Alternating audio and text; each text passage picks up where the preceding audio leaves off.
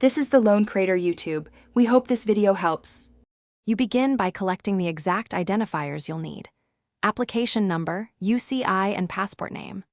Log into the appropriate IRC portal, GC key, or sign-in partner so you can proceed immediately. This reduces delays. Once logged in, verify your contact email and have scanned documents ready as PDFs to upload. You do this because the portal validates identity and links records. If you skip this, the system may not show your file or allow updates. Now move to the status page.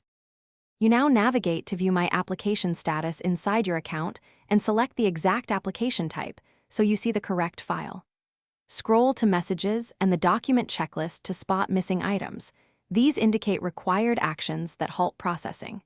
Make sure to download any decision letters or requests immediately and note the timestamp for your records.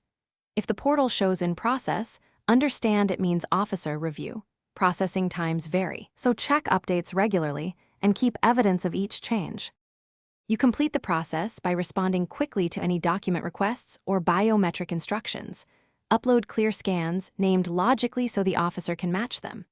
If the status stagnates for longer than published processing times, use the IRC web form or call with your UCI and application number to request an update. Make a timeline log of all interactions and back up downloaded documents. One key troubleshooting tip: if portal errors persist, clear cache or try another browser before contacting support to rule out local issues. Thanks for watching. Consider subscribing if we helped you.